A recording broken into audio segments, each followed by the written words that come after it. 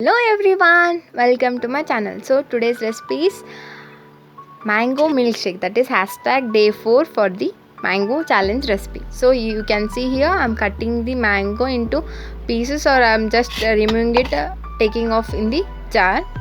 So currently I did not have the juicer mixer, so I'm doing in normal mixer itself. So take out all the pulp from the mangoes.